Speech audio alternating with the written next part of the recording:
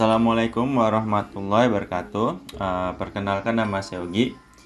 Jadi dalam video kali ini saya mau coba jelaskan pengolahan data menggunakan software Word PLS dan cara baca hasilnya. Untuk contoh kasusnya itu data keuangan ya, data kinerja keuangan perusahaan. Jadi ini datanya ya, seperti ini. Ini datanya. Kemudian ini gambar kerangka penelitiannya. Jadi variabelnya itu ada 5 ya. Ada CEO narsisme, ukuran perusahaan, arus kas bebas, CSR, sama kinerja keuangan. Bisa kita lihat modelnya ini, gambarnya, model mediasi. Jadi CSR ini merupakan variabel mediasi yang akan kita uji. Seperti itu, datanya seperti ini ya. Datanya ada, kalau kita lihat ini datanya ada berapa perusahaan? 1, 2, 3, 4, 5, 6, 7, 8, 9, 10, 11, 12, 13, 14, 15, 16. Ada 16 perusahaan ya. Dan dia ini kayaknya diteliti selama 5 tahun. 1, 2, 3, 4, 5. Jadi bisa kita katakan ini datanya itu data panel.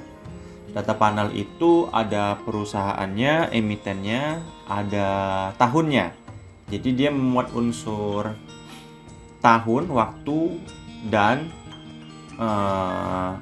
cross section, kalau nggak salah namanya cross section. Jadi ini data panel.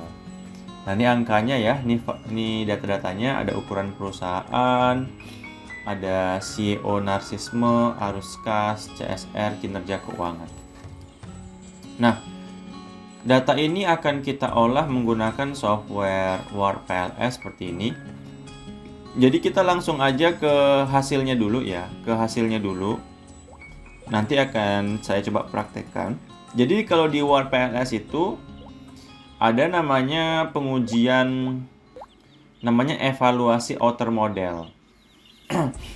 Jadi evaluasi outer model itu semacam pengujian validitas dan reliabilitas. Oke. Nah, jadi kalau kita lihat untuk validitasnya itu kita bisa melihat nilai loading. Jadi nilai loadingnya itu, ini dia nilai loadingnya ya, untuk masing-masing indikator atau item. Contoh nilai loading untuk CEO 1. Kenapa nilainya 1 semua? Karena variabelnya itu mengukur dirinya sendiri. CEO ya mengukur CEO itu sendiri. Ukuran perusahaan mengukur ukuran perusahaan itu sendiri. Arus kas bebas mengukur arus kas bebas itu sendiri. Jadi dia mengukur dirinya sendiri dia. Makanya nilainya 1. Sempurna dia. Kecuali kalau misalkan ada variabel kinerja keuangan. Contoh ya, ini contoh yang lain yang pernah saya tangani. Ada variabel kinerja keuangan. Dia itu punya 4 indikator. Kinerja keuangan diukur menggunakan 4 indikator. ROA, ROE misalkan. DAR, DER. Nah, nanti itu nilai loadingnya untuk ROA, untuk ROE, untuk DAR, nilai loadingnya berbeda-beda. Karena kinerja keuangan diukur menggunakan lebih dari 1. Ada 4 tadi, ROA, ROE. Tapi ini kalau ini kasusnya, dia mengukur dirinya sendiri. CEO mengukur CEO, ukuran perusahaan mengukur ukuran perusahaan. Dia mengukur dirinya sendiri, makanya nilainya 1. Dan dikatakan valid ya. Loading ini kan bagian dari validitas ya. Dikatakan valid kalau di atas 0,7 dan p-value-nya udah lebih kecil daripada 0,001. Pastinya lebih kecil dari 0,05. Seperti itu dia. Ya udah, berarti dari sisi validitas berdasarkan loading dia udah aman ya dari loadingnya. Ada juga validitas dari sisi AV. Nah, itu dia. Jadi selain loading, ukuran validitas selain loading ada lagi namanya AV. Average Variant Extracted atau AV. Dan ada juga namanya reliabilitas. Nah, itu dia. Itu menggunakan ukuran namanya composite reliability. Jadi nilainya juga satu. Intinya kalau dia mengukur dirinya sendiri pastilah satu nilainya. Jadi AV-nya itu dikatakan valid kalau dia di atas 0,5. Nah, itu kan udah valid kan. Untuk reliabilitas composite reliability itu dikatakan reliable kalau di atas 0,7. Ya udah aman lah seperti itu. Oke, kita lanjut lagi. Ada namanya validitas diskriminan. Ini sebenarnya ini bisa diartikan di antara variabel-variabel ini ada CEO, ukuran, arus. Itu variabel-variabelnya dia bisa dikatakan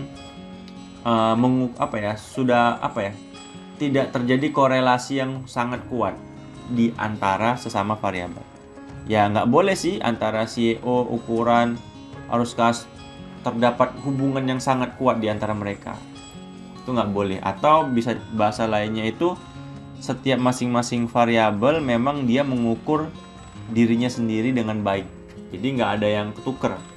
CEO, data CEO itu misalkan nggak sangat mirip gitu, nggak mirip atau sangat mirip dengan variabel yang lain. Seperti itulah bisa dikatakan. Nah, cara bacanya gimana? Yang ada tanda kurung nih kan nilainya 1 semua.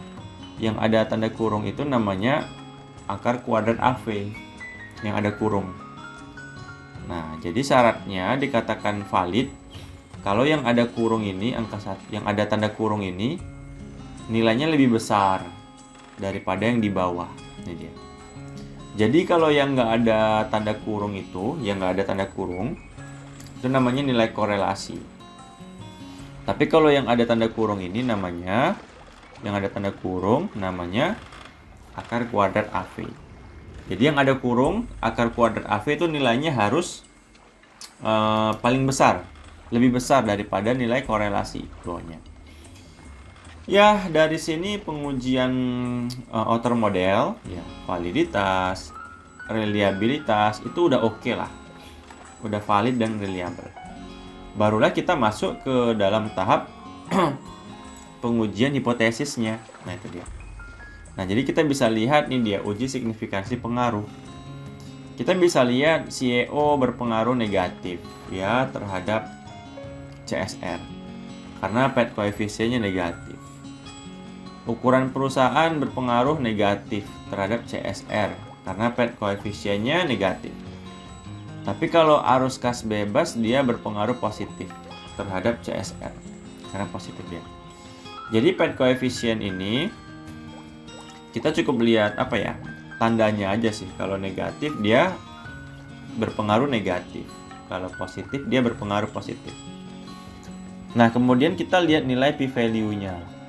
Kalau p-value-nya lebih kecil daripada 0,05 artinya apa? Artinya dia berpengaruh signifikan. Contohnya CEO ya, narsisme itu berpengaruh negatif terhadap CSR dan signifikan. Ukuran perusahaan berpengaruh negatif terhadap CSR.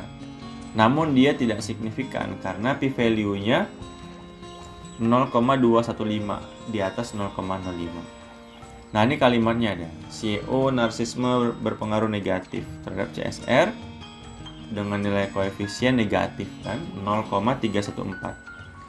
Dan signifikan p-value-nya lebih kecil daripada 0,05. Ini seterusnya. Nah, ini namanya persamaan substruktur lah. Nilainya itu diambil dari PET koefisien. Ini nilai R square-nya, pengaruhnya berapa persen. Nah, ini dia. Nih, jadi si X1, X2, X3 mampu menjelaskan Y1 sebesar 10%, 0,1. X1, X2, X3, Y1 mampu mempengaruhi kinerja keuangan sebesar 20,4%. Nah, barulah kita melakukan pengujian mediasinya. Nah, kalau pengujian mediasinya p-value-nya semua di atas 0,05. Berarti CSR itu tidak signifikan sebagai variabel pemediasi karena semua nilai p-value-nya di atas 0,05. Berarti dia belum sukses ya. Ya nggak apa-apa. Nah, kemudian baru kita pengujian kecocokan model.